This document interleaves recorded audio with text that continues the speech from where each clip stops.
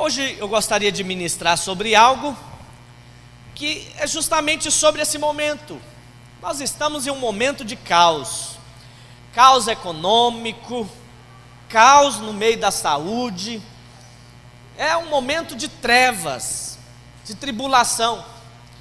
E lá em Mateus capítulo 5, verso 14, queria que projetasse para mim. Hoje eu vou ministrar em cima desse texto.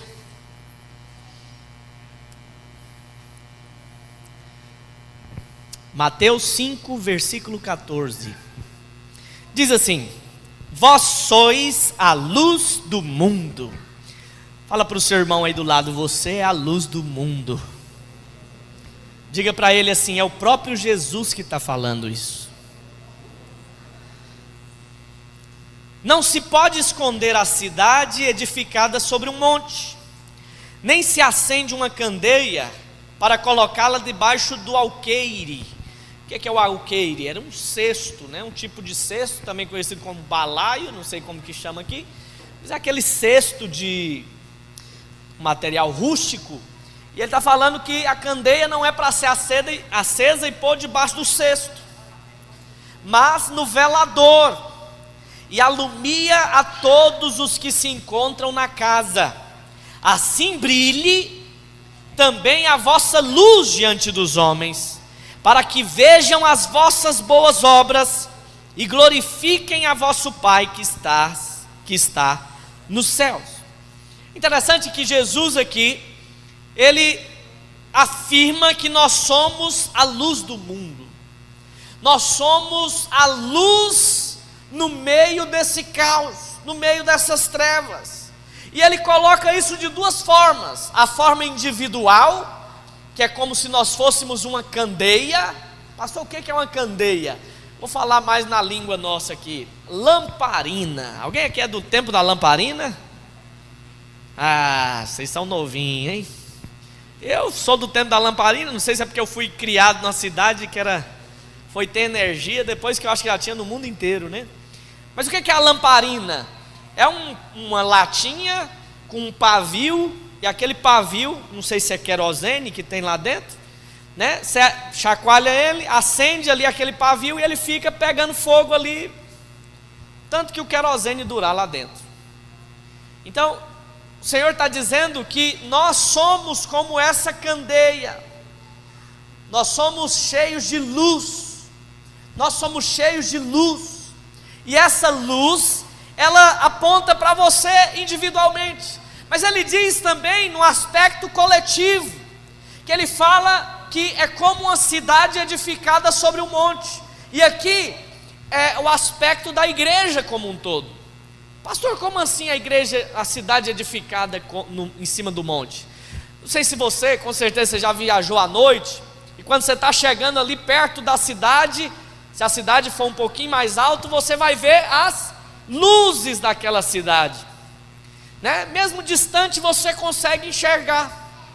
É dessa forma, o Senhor aqui ele afirma que nós podemos ser como uma candeia, mas nós podemos ser também como essa cidade edificada sobre os montes.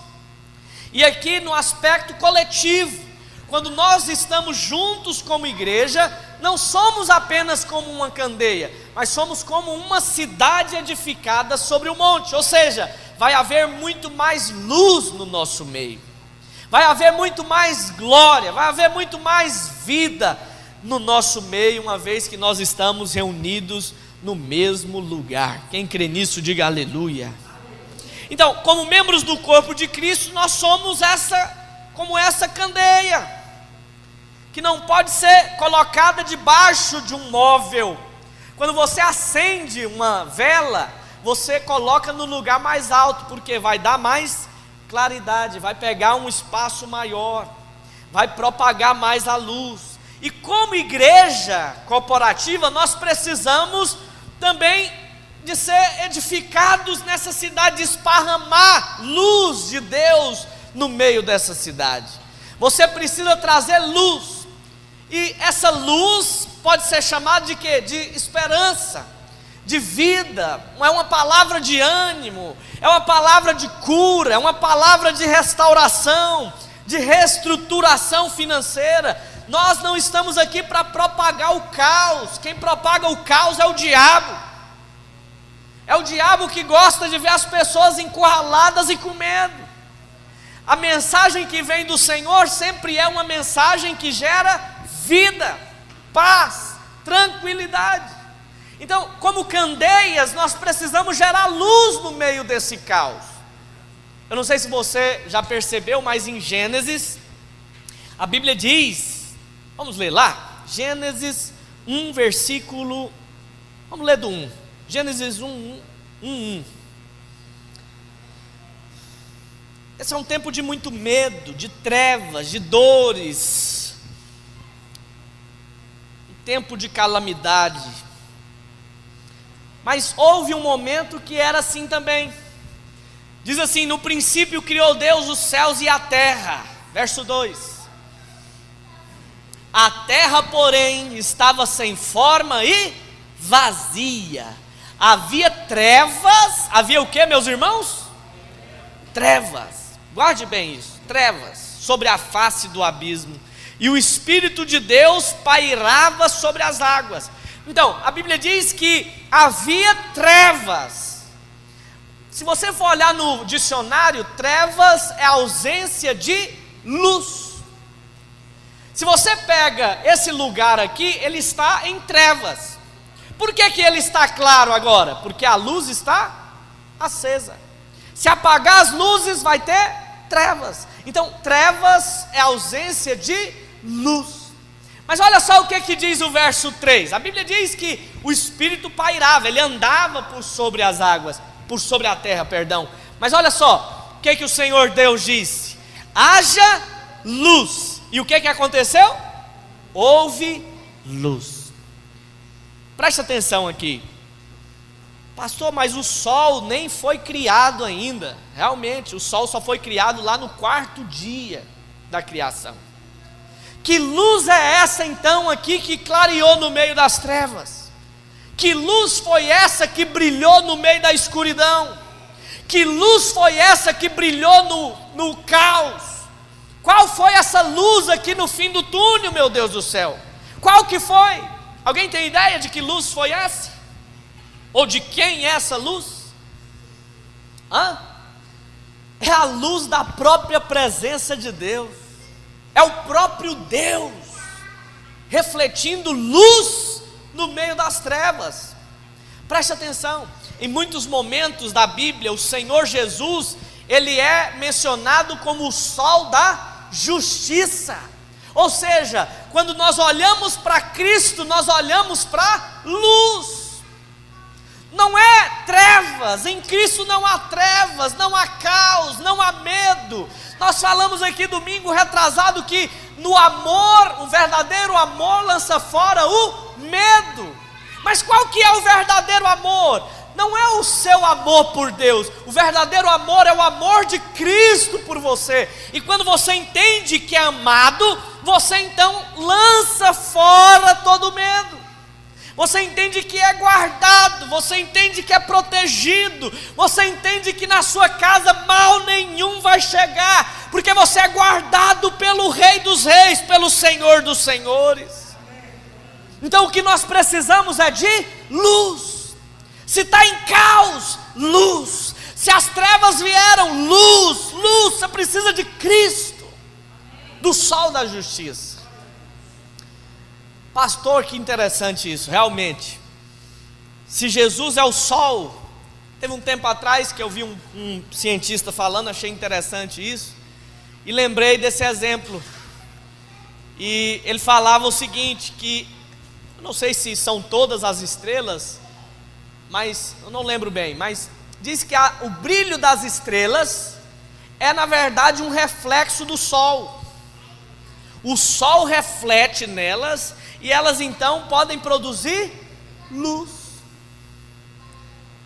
Pastor, o que é que isso tem a ver comigo? Que se Cristo é o sol da justiça, nós somos as estrelas para brilhar no meio desse mundo, porque Ele está dizendo, vós sois luz do mundo, mas em nós mesmos nós não temos luz, em nós mesmos não podemos ter vida, Mas quando nós refletimos a luz de Cristo em nós, então as pessoas podem ser cheias de esperança. Então as pessoas podem ser cheias de luz, e o medo vai então sair, as trevas então vão se dissipar. Por quê? Porque nós seremos luz no meio das trevas. Quem está comigo, diga aleluia. Você precisa expressar a luz de Cristo.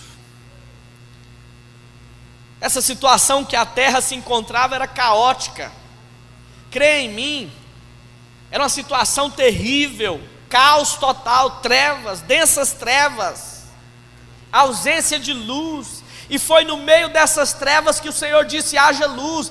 Quando Jesus falou, vós sois a luz do mundo, Ele estava dizendo, essa terra está perdida, está em caos, trevas estão sobre a vida das pessoas, mas eu estou chamando vocês para serem luz no meio das trevas.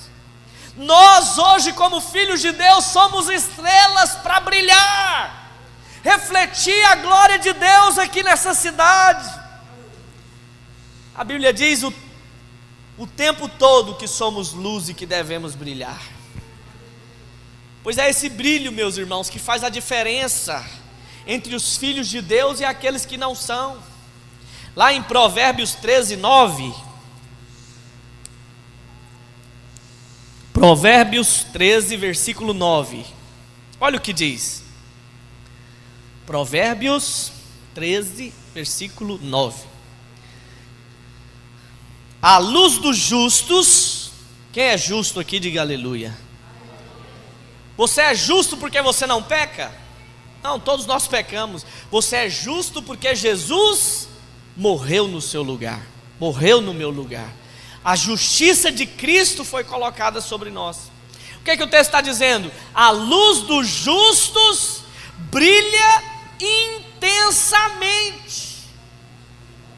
Você que é justo, você tem uma luz, e essa luz, a Bíblia está dizendo, que ela brilha intensamente, mas a lâmpada dos perversos se apagará. Olha que poderoso. Lá em 1 João 2,8 também fala sobre luz. 1 João 2,8. Vou ler aqui. Todavia vos escrevo novo mandamento, aquilo que é verdadeiro nele e em vós, porque as trevas se vão dissipando, ou seja, as trevas vão deixando. De que jeito? Quando a verdadeira luz já brilha. Qual que é a verdadeira luz que brilha? A verdadeira luz que brilha é o próprio Senhor Jesus. E quando nós refletimos Cristo, as trevas, o caos vai saindo. Onde que você quer chegar com isso, pastor? Eu quero chegar e dizer para você o seguinte: talvez você está no momento de caos financeiro, você não sabe como fazer, o medo já chegou na sua vida, você está preocupado. Seja sincero, você está preocupado com medo muitas vezes. Mas o que eu quero te dizer hoje é: quando a luz de Cristo vai brilhando, as trevas vão se dissipando, as trevas vão sumindo. Quando a luz chega, não há trevas, não há caos, não há tribulação. Então, como nós podemos brilhar neste mundo? Como nós podemos fazer diferença nesse mundo perdido, nesse mundo caído em trevas? De que jeito? Então eu pontuei algumas coisas aqui e eu gostaria de compartilhar com você. Nós precisamos brilhar a luz de Cristo nesse mundo. A luz que nós temos dentro de nós é a luz do próprio sol da justiça, do próprio Cristo. Amém, meus irmãos? Não é uma luz em si. Eu não estou te chamando aqui para ser uma estrela gospel, aquele que aparece mas não mostra Cristo. Não é isso que eu estou te falando. A estrela que eu estou dizendo é aquela que some para representar Cristo, para expressar Cristo, para mostrar Cristo. Não é para você mostrar a si mesmo, porque em si mesmo nós só temos fraquezas, nós só temos falhas, temores, medos, e eu não condeno você, porque eu sou ser humano e eu não tenho nada naturalmente falando para oferecer de bom para você.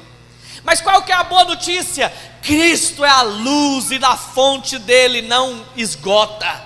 Ele tem uma fonte inesgotável em nosso favor. Ele é aquele que não é como essas empresas aí de energia, que de vez em quando tem que dar uma manutenção, e você fica às vezes um dia, 2, 3, sem energia. Não, Ele é a própria luz. Quando a terra estava sem forma, vazia, em trevas, Ele disse: haja luz, porque Ele era a própria luz. Ele é fonte inesgotável de suprimento, de provisão.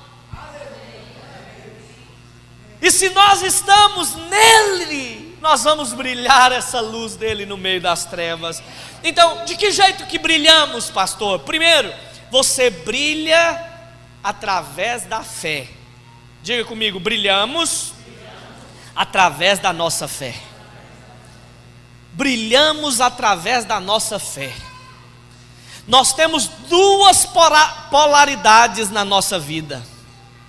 De um lado, é como se fosse uma pilha, tem a polaridade mais e tem a polaridade menos, é a positiva e a negativa. Na nossa vida também nós temos duas polaridades. Nós temos por um lado a fé, diga comigo fé, e do outro nós temos medo, diga medo. São duas polaridades, elas não podem andar juntas. Ou você anda cheio de medo e anda sem fé, ou você anda cheio de fé e anda sem medo. Elas não se juntam, são duas coisas diferentes. O medo é o quê? É a fé no tamanho do inimigo. Pastor, como assim? O medo não deixa de ser uma fé, mas é uma fé na coisa errada. Por que você tem medo do vírus? Porque você tem medo da morte. Por que você tem medo da falta de provisão, de suprimento?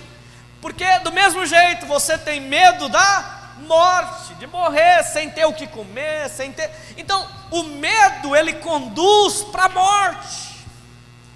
Ele nos leva a ter medo da morte. Mas qual que é a notícia maravilhosa? Jesus ressuscitou e Ele venceu a morte. Você não precisa mais temer a morte. Pelo contrário, você precisa entender o seguinte: que você saindo daqui, você vai passar a eternidade ainda com Cristo. Essa vida aqui é só um treinamento do que nós vamos ter na eternidade. Esses dias o irmão Márcio fez aniversário, 50 anos de idade, oh aleluia. E eu falei para ele: meu irmão, que maravilha, hein? Completando essa idade aí, é bênção. E ele falou: pois é, eu sou uma criança ainda. Eu falei: é mesmo? É, que eu sou eterno. Então 50 anos diante da eternidade é muito pouco. Eu falei: é mesmo? Tão pequenininho ainda, né?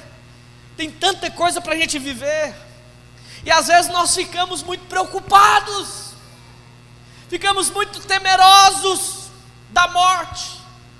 Mas para muitos, a morte é só o início de algo muito mais poderoso. Estou dizendo que você tem que se matar ou correr atrás da morte, Deus me livre de você me entender isso. Mas o que eu estou dizendo é o seguinte: você não precisa temer a morte, porque a morte, o inferno, os demônios foram colocados debaixo dos nossos pés. Você só vai morrer quando você cumprir o propósito inteiro de Deus aqui na terra. Enquanto você falar assim: não, acho que eu não cumpri tudo ainda não, né? Acho que ainda tem algo para eu fazer, pode ficar tranquilo, a morte não vai te alcançar, você é imortal. Entende? Mas quando o Senhor falar: não, já cumpriu tudo, vem para cá filho, não tem jeito, você vai para Ele, seja com corona, seja com o que for. Entende? Com o que for. Agora, não podemos temer a morte. O medo da morte é um problema. É um problema.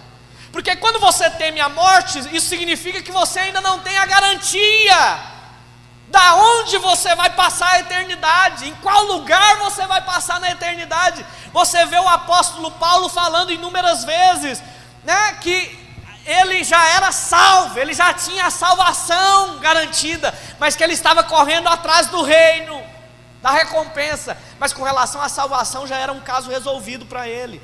Meu irmão, para você, para mim, tem que ser resolvida a salvação, porque a salvação não depende do que você faz, depende do que Jesus fez na cruz. Se você reconhece Jesus, reconhece o que Jesus fez, já há salvação para a sua vida.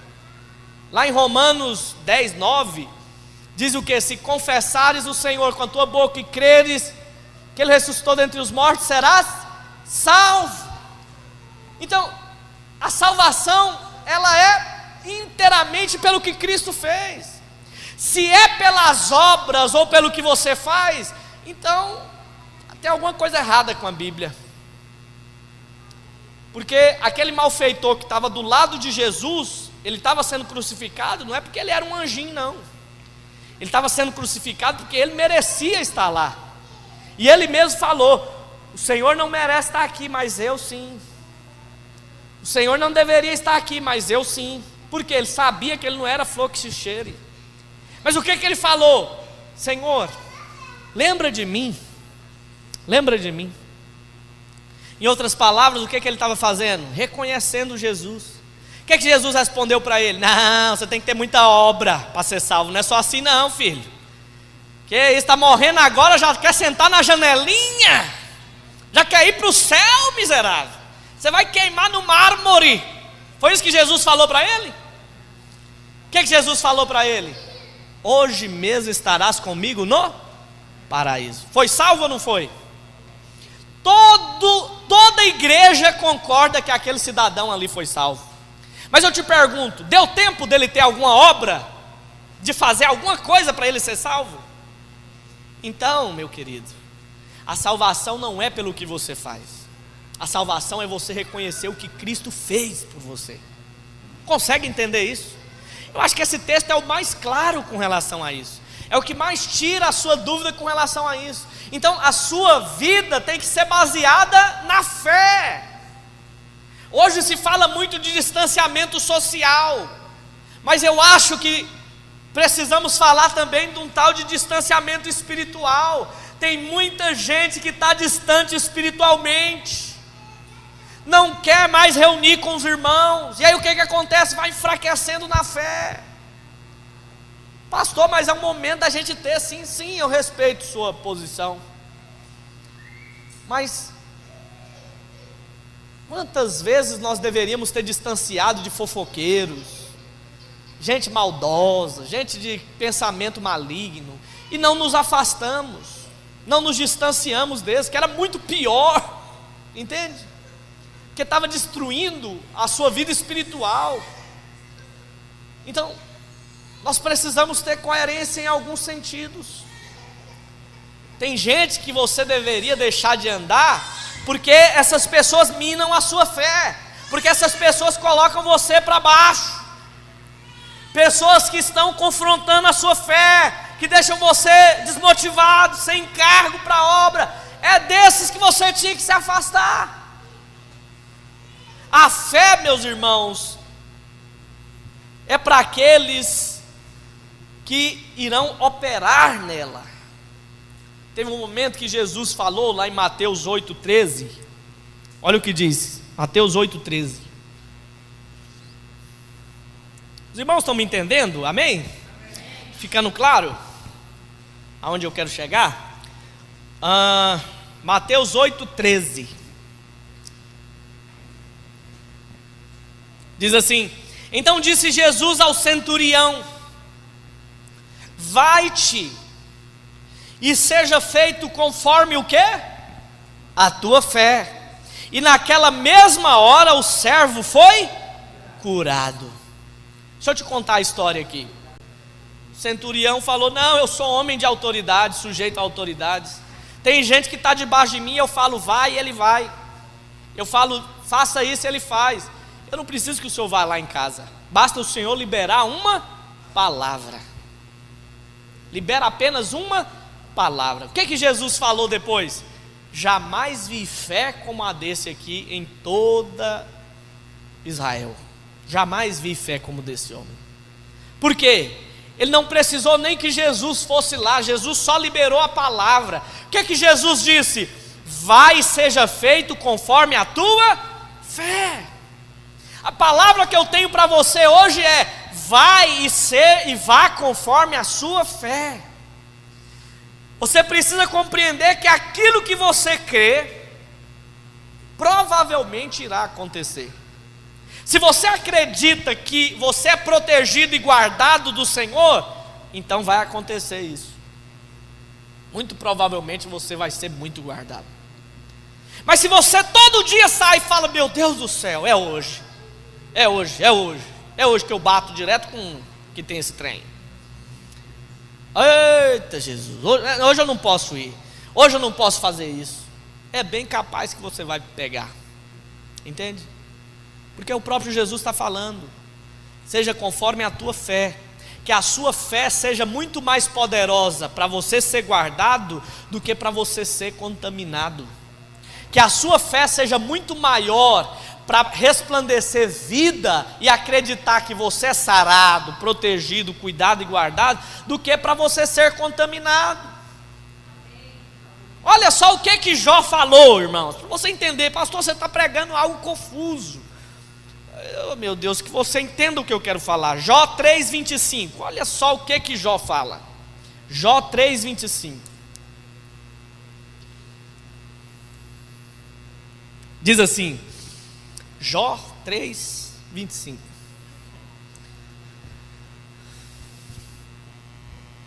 Jó 3,25 diz assim: aquilo que temo me sobrevém, e o que receio me acontece. Meu Jesus, não é isso que ele está falando? A mesma coisa que eu estou te dizendo aqui?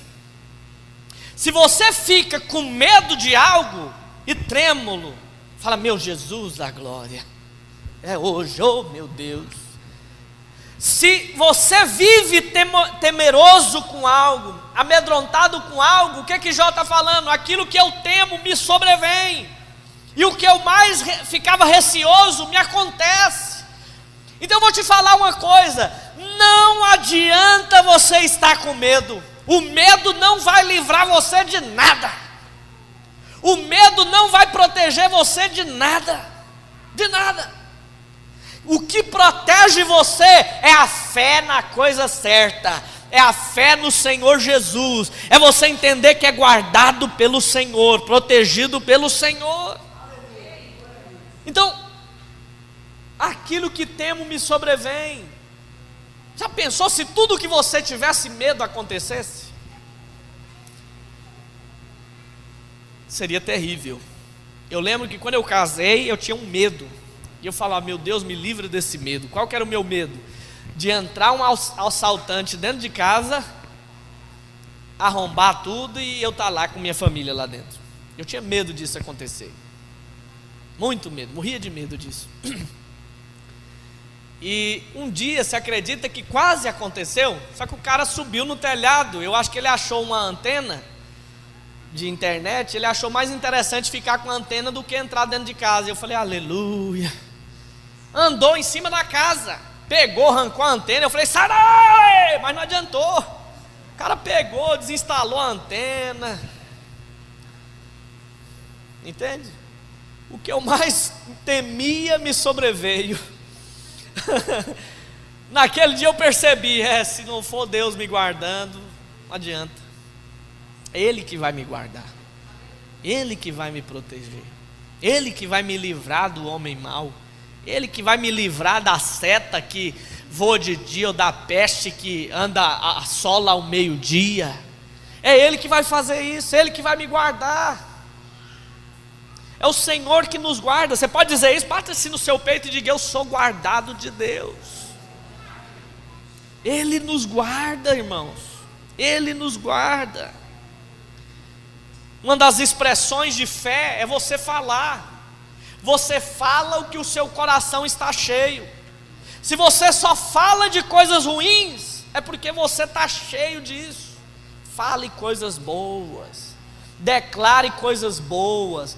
Antes de você orar, declare: minha casa é guardada e protegida, mal nenhum vai chegar na minha casa, praga nenhuma vai chegar na minha família, eu sou guardado, 1000 podem cair ao meu lado, 10.000 à minha direita, eu não vou ser atingido. Ele é a minha fortaleza, eu estou seguro debaixo das suas asas.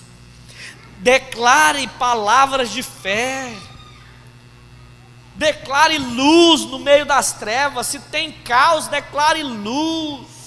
Declare: Deus tem bons pensamentos ao meu respeito, Deus tem grandes planos ainda para a minha vida, Deus tem grandes propósitos ainda para a vida dos meus filhos. Nós não vamos ser alcançados com esse mal, nós não vamos ser atingidos, nós somos guardados pelo Senhor. Eu sei que tem muita gente nesse momento discutindo como que as coisas não vão dar certo. Se eu fizer isso aqui vai dar errado, se eu fizer aquilo vai dar errado, não vai dar certo. Mas esse é o hábito daqueles que são incrédulos.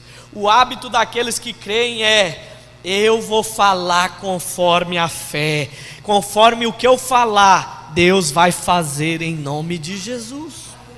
Fale o que você quer que dê certo. Não seja aquele que libera profecias do caos, do medo, que só fala coisas que vão gerar medo. Não, seja um profeta da luz.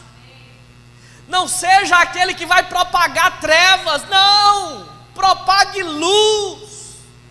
Você não vai ver eu falando em nenhum momento aqui para você ficar escondido e com medo, porque eu não sou propagador de trevas, eu não sou ministro de trevas. Eu não estou aqui para pregar medo, não, eu estou aqui para dizer para você que você é guardado e protegido do Senhor. Pensou se você chega aqui no culto e eu falo: irmãos do céu, morreu tantos milhões, irmãos de Deus, não vamos mais vir para cá. Como que você vai virar, meu Deus? Se você não tem alguém para liberar o que Cristo libera para você, quem vai falar isso se não for eu? Quem que vai falar para você que você é guardado, protegido? Quem que vai lembrar você da palavra se não é o seu pastor? Quem que não vai lembrar se não for eu? Quem vai fazer isso? Eu estou aqui para lembrar você que você é guardado pelo sangue, você é protegido pelo Senhor. Quantos dos apóstolos ali no início da igreja foram açoitados, presos, difamados, irmãos, tantas coisas, e o Senhor era com eles. Se o Senhor era com eles, eu quero dizer para você, Ele é com você também. Fale palavras de fé. A sua fé é do tamanho das suas palavras. Você tem coragem de falar nesse tempo de trevas? Você tem coragem de falar coisas boas ao seu respeito? Você tem coragem de declarar o quanto você é abençoado e o quanto você vai prosperar nesse tempo de crise? Você tem coragem? Eu louvo a Deus porque eu tenho falado coisas boas. Eu já falei, esse período de crise eu vou começar a construir minha casa. Vou começar. Essa semana agora eu já vou começar a fazer orçamento, ver pedreiro. Semana que vem já vou levantar o alicerce, já é o primeiro estágio. E aí essa semana agora o irmão Dadim me procurou e falou: pastor, estou construindo algo lá em casa também, estou melhorando lá em casa. Eu falei: aleluia, isso é poderoso. Por quê? A fé, ela é um espírito e ela é contagiante. Quando você vê ali Moisés enviando os 10 espias, 12, né? 12 espias, 10 vieram com uma palavra negativa, só 2 vieram com uma palavra diferente. E aí a Bíblia fala o seguinte, que o mesmo espírito que havia em Caleb era o mesmo espírito que havia ali sobre Josué. Porque a fé de Caleb era espiritual, era uma fé contagiosa. Mas aquelas pessoas ali, ao invés de acreditar no que Caleb e Josué estavam falando, eles acreditaram no outro extremo, ficaram com medo. Só tem gigante nessa terra, nós somos como gafanhotos aos nossos próprios olhos, é terra que devora os seus moradores, é terra ruim, em outras palavras. Se nós entrarmos aí, nós estamos fritos. Mas Josué e Caleb falam: não, nós vamos possuir, nós vamos devorar os nossos inimigos como nós devoramos o pão, o Senhor vai nos dar cada um deles. Mas quem que você acha que o povo ouviu? Ouviu mais os 10 do que os 2. Talvez pela quantidade de gente, né?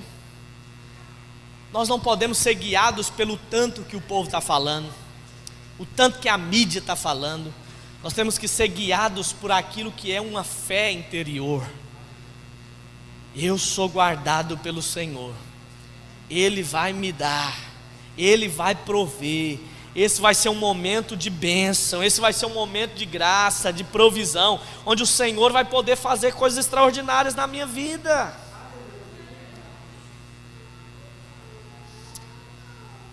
Provérbios 4,18 diz assim: mas as veredas dos justos é como a luz da aurora, que vai brilhando mais e mais até ser dia perfeito. Sabe como que é a sua luz? Como a luz da aurora, a luz da manhãzinha, que vai brilhando, brilhando, brilhando até ser dia perfeito. Talvez você está ali no iniciozinho da manhã, e você não consegue ter fé para enxergar que o dia virá, a luz virá sobre esse caos. Mas nós somos como esse justo, meu irmão. A vereda do justo, o caminho do justo é como a luz da aurora, vai brilhando mais e mais até ser dia perfeito. Sabe, o que eu quero deixar para você hoje é: no final desse momento de crise, de caos, a luz você vai ver que vai estar brilhando muito mais dentro de você. Você vai sair muito mais fortalecido, muito mais cheio de fé, tendo testemunhos para contar nesse momento de caos. Nesse momento onde todo mundo está indo para trás, você vai ter testemunhos dizendo que foi para frente. Quando muitos retrocederam, você foi para além do que você imaginava, porque você serve um Deus poderoso. Então creia nisto, tome posse disso, porque Deus vai trazer provisão sobre você, sobre a sua casa, sobre a sua vida. Então nós vamos brilhar quando agimos com fé e não com medo. Segunda coisa que eu quero te dizer: nós brilhamos quando temos um propósito. Eu vou te contar uma história aqui, não dá tempo da gente ler, lá em Mateus 8:23. Jesus estava com os discípulos, e a Bíblia diz que eles entraram no barco, e Jesus falou o seguinte: nós vamos passar dessa margem para outra, vamos para a terra de Gadara. Sabe para que Jesus foi em Gadara? Para expulsar um demônio de um endemoniado chamado gadareno, na Bíblia. Já ouviu essa história? Você acha que uma vida é importante para Jesus? Nesse texto você vê que é. Jesus atravessou o mar. Eu não sei qual que era a distância, mas provavelmente não era muito perto. Jesus foi para lá. Quando ele chegou lá, ele expulsou o demônio. O demônio falou: deixa eu ir para aqueles porcos ali. Estava passando a manada de porcos. Vai, Jesus falou. Os demônios entraram dentro dos porcos, e os porcos caíram num abismo, se lançaram no abismo, morreram tanto porco naquele dia. Teve um prejuízo terrível naquela cidade. O que os porqueiros fizeram? Vieram e expulsaram Jesus da terra. Sai daqui, você bateu o pé aqui, já nos deu um prejuízo desse? Eles nem olharam para o endemoniado que fora liberto, não, só olharam para o prejuízo. Jesus então pegou o barco e voltou. Jesus só foi lá para libertar aquele rapaz. Mas não é essa a minha pregação de hoje. Outro momento eu vou pregar sobre isso em nome de Jesus.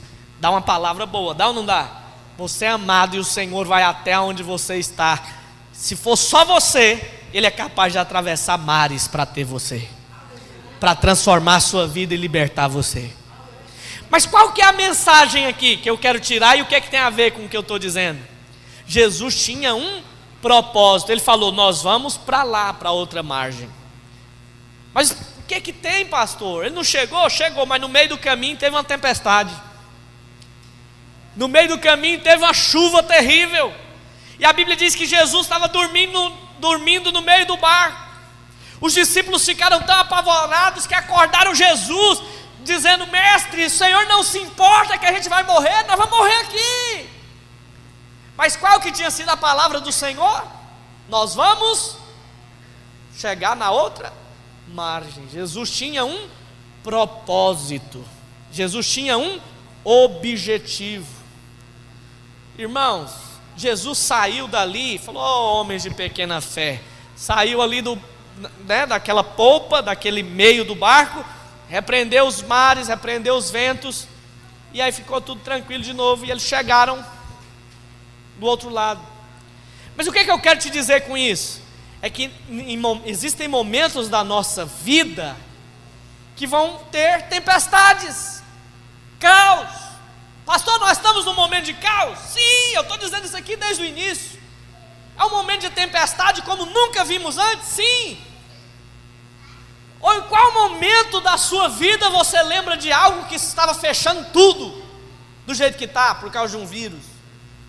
É caos, caos econômico, caos na saúde. Nós estamos num momento de trevas, de caos, um momento de tempestade. Mas qual que é a notícia que eu tenho para você hoje?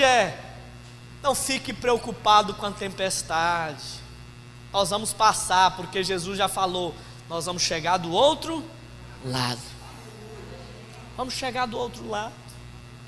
Volto a dizer para você, se a sua vida tem um propósito aqui na terra, e você ainda não cumpriu, então, não chegou sua hora ainda, filho. Deus vai fazer você atravessar o mar. Deus vai fazer você chegar em Gadara. Deus vai fazer você chegar do outro lado, mesmo que você esteja com medo, preocupado. Às vezes o que Jesus queria era que os discípulos levantassem as mãos e falassem: quieta mar, quieta vento. Mas eles não tiveram fé para isso. Mas não tem problema, mesmo que você não creia, mesmo que você não tenha fé o suficiente, você tem um Deus que te cuida, você tem um Deus que te guarda nos mínimos detalhes. Você crê nisso? Então tem um propósito. Qual o propósito da sua vida? Você já completou ele? Pastor, acho que eu não vou completar nunca então. Para eu virar um Matusalém, 1000 anos de idade. Não estou dizendo de propósitos superficiais, entende? Coisas naturais. Eu estou dizendo de coisas do Espírito. Tenha uma direção para a sua vida. Terceiro, brilhamos quando agimos. Diga assim comigo: brilhamos quando agimos. Eita! Qual que é a terceira forma de nós brilharmos? A primeira é brilhamos quando temos fé. Fé na coisa certa. Você pode ter fé no medo, fé no inimigo. Tenha fé em Deus. Você vai brilhar a luz no meio das trevas. Segunda coisa, brilhamos quando temos um propósito. Porque quando você tem um propósito, você é inderrubável. Nada vai chegar até você enquanto você não cumprir esse propósito. Porque você entende que é guardado e protegido, e que o Senhor está com você no barco. E se Ele está com você no barco, você pode deitar junto com Ele e descansar. Mesmo no meio da tempestade, pastor? Sim.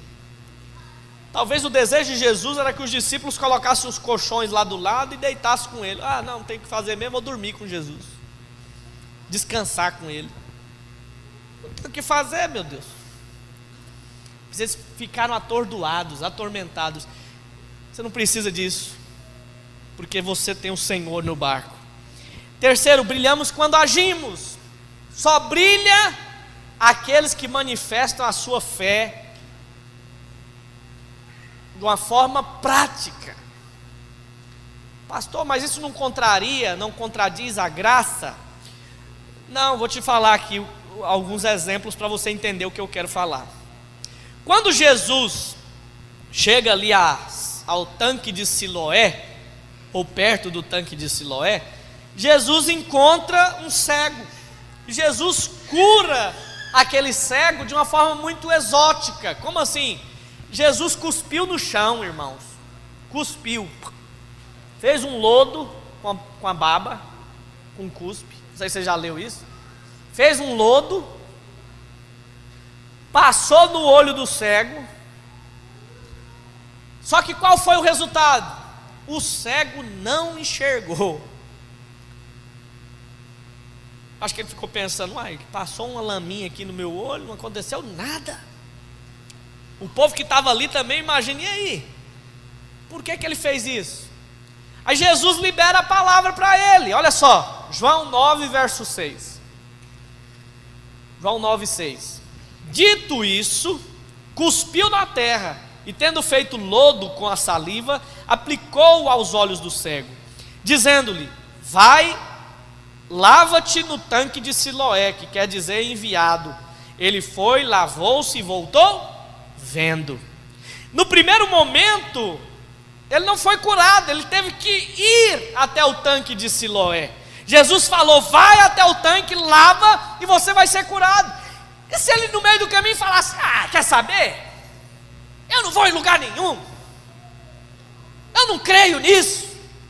O cara me sujou todo, eu estava com o meu rosto limpinho aqui, vem passar baba no meu olho, cuspe no meu olho, com terra ainda por cima. Ele poderia ter essa atitude, sim ou não, irmãos? Poderia.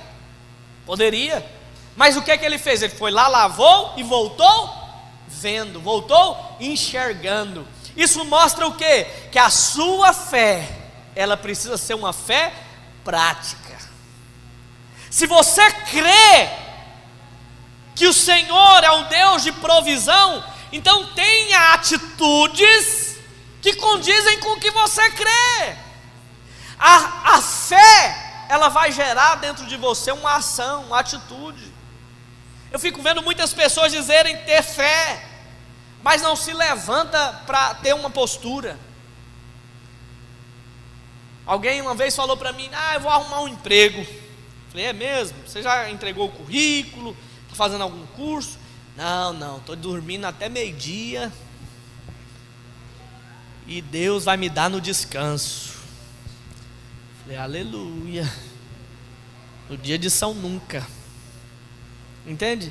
As pessoas acham que a fé tem que ser dispersa. Não, a sua fé tem que ser prática, tem que condizer com o que você crê. Não basta você só falar, você tem que agir da forma como você tem declarado. Haja da forma como você crê. O problema é que nós falamos que cremos, mas aí houve um barulhinho no telhado. Jesus, morri agora. Entende? Tenha fé no Senhor. Quando você ousar crer, você vai pisar nas águas, ou o mar vai se abrir, ou você vai passar andando por sobre ele. Quando você crê, você vai marchar e as águas vão se abrir. Quando você crê, você vai até o Senhor. Quando você crê, você vai pegar o pão e começar a partir e distribuir. Presta atenção, quando Jesus multiplicou ali aqueles 5 pães e 2 peixinhos, e alimentou uma multidão de mais de 5.000 pessoas, a Bíblia diz que Jesus mandou pegar 12 cestos, colocou um pedaço daquele pão, e eu creio um pedaço de peixe em alguns dos cestos, e mandou os discípulos apenas irem entregando. Para os discípulos provarem daquele milagre, eles precisaram pegar o pão e entregar para cada uma daquelas 5.000 pessoas. Se eles tivessem contado na lógica humana e olhado e falado: eita, aqui só tem um pedacinho, isso aqui o primeiro já vai acabar. Mas a Bíblia diz que quanto mais eles entregavam, mais as pessoas iam se saciando. E sabe o que aconteceu? Sobraram 12 cestos cheios. Por quê? Porque a provisão de Deus, ela é completa, plena, é inesgotável. Não segue a lógica humana, não segue a nossa lógica natural. Mas acabou o vinho, acabou a alegria. Traga as talhas cheias de água. e Ele vai transformá-las em vinho. Deus é aquele que vai, irmãos, se possível, colocar a moeda na garganta do peixe, para quando você pegar, você pagar o tributo. Foi isso que aconteceu. Chegaram cobrando Jesus e Pedro, talvez porque eram os únicos de maior ali, entre os discípulos, e maior de idade, pagava imposto, e falaram: vocês não pagam imposto? Jesus falou: pagamos, mas não tem dinheiro. E agora, Pedro? Pedro pergunta: e agora, Jesus? Jesus dá a solução, fala: não, vai lá, pega o primeiro peixe, no primeiro que você pegar, você arranca na goela dele, vai ter uma moeda correspondente ao meu imposto e ao seu. Pedro foi lá, pegou, pagou o imposto. Pastor, por que você está dizendo isso? Estou dizendo que nós servimos a um Deus que tem todas as coisas debaixo do poder das suas mãos. Eu não sei como que eu vou pagar essa conta, não sei como que eu vou pagar esse imposto. Eu não sei qual que é o peixe que Deus vai colocar na sua vida, mas Ele vai te abençoar, não vai decepcionar você. Servimos a um Deus grande, irmãos, Deus poderoso. João 11:40 diz: respondeu-lhe Jesus: não te disse eu que se creres verás a glória de Deus? Se você crer, você vai ver a glória de Deus. Se você crer, você vai ver o milagre acontecendo. Foi da mesma forma com aquela mulher que tinha um fluxo. Ela acreditava, ela falava: se eu somente tocar nas vestes do Senhor, serei curada. E ela ficava falando: se eu somente tocar, serei curada. De repente Jesus está passando na frente da casa dela. Eu te pergunto, se ela ficasse dentro de casa falando: se eu somente tocar, vou ser curada, ela seria curada? Muito provavelmente que não. O que é que ela fez? Ela teve uma ação, uma atitude. Ela foi até Jesus. Quando ela chegou lá, aos trancos e barrancos, porque a multidão apertava, exprimia, ela passou ali, não sei como, talvez rastejando, não sei de que jeito que ela chegou até Jesus, mas a Bíblia diz que ela tocou na orla. Quando tocou, ela foi curada instantaneamente, na hora. Mas ela precisou de ter uma fé prática. Consegue entender o que é essa fé? Essa fé que age. Essa fé não é uma fé que vai ajudar a Deus. Você está me entendendo? Não é uma fé que você vai ajudar Deus a fazer na sua vida. Não é isso que eu estou te dizendo. Mas é você agir de acordo com o que você crê. E por último, brilhamos quando nos alimentamos da verdade. Olha para cá, eu quero encerrar dizendo isso. Eu tenho dó de quem se alimenta e vive pelo que a mídia diz. Vou dizer de novo. Eu tenho dó de quem vive pelo que a mídia diz. Porque o que a mídia diz é só caos, irmãos. Você vê pessoas brincando, né? Mas é verdade. Não sei se você já viu isso. Começa lá o sonzinho do Jornal Nacional, o povo começa a embrulhar com o saco, começa a botar luva, começa a botar... Porque é daquele jeito. Você termina de assistir um Jornal Nacional, você está cheio de fé, né? Sou guardado, aleluia. Mal nenhum vai chegar na minha casa. É assim? Esses dias eu fiz um teste, fui assistir, eu falei: Jesus, eu estou morrendo. Ai meu Deus, está dando até uma coceira aqui agora. Porque a mídia só passa morte. Você tem que definir a quem você vai viver baseado. Sendo que todo mundo está dizendo ou o que a palavra diz? É o que a mídia está passando ou é o que o Cristo falou? Pessoas que vivem por isso são aquelas que andam pelo conselho dos ímpios. Não dá, irmãos, para viver dessa forma natural, terrena. Precisamos nos alimentar da verdade, da palavra. Você vai brilhar nessa terra, ser luz do mundo de fato, quando você se alimentar da verdade do Evangelho. Quando você se alimentar da palavra. Ninguém vive sem alimento. Se você não se alimenta da palavra da verdade, você vai se alimentar de conceitos vazios, naturais, humanos, caídos desse mundo. Parece que as pessoas falam com muito mais autoridade e você acredita nessas palavras supérfluas, naturais, muito mais do que a palavra de Deus. É aí que está o problema. É quando você deixa de crer no que Cristo falou para crer naquilo que a mídia está dizendo. Vá contra, meus irmãos, tudo aquilo que está sendo declarado de ruim, e você vai ser luz nesse mundo. Seja guiado pela palavra. Tem um exemplo: no Egito, os hebreus, que era o povo de Deus, se alimentavam de coisas terrenas, pepino, cebola, e eles viviam encurvados para a terra. Mas quando eles entraram ali na dependência de Deus, eles não andavam mais encurvados, dependendo de comer daquilo que era da terra. Mas agora o Senhor providenciava o maná. E o maná vinha da onde? Do céu. O que o Senhor estava falando ali? Qual que era a mensagem? Vocês agora não precisam mais viver olhando para aquilo que vocês cultivavam. 1 mais 1 vai dar 2. Essa é a lógica natural e humana. Não, você agora vai ter comida descendo do céu todo dia para você. Nunca aconteceu isso antes, mas eu vou dar para você porque você é filho. Nosso alimento não é terreno, é celestial. Quando você se alimenta da palavra, sempre brilhará com palavras e uma mentalidade diferente daqueles que estão lá fora. Afinal, a boca vai expressar o que o seu coração está cheio.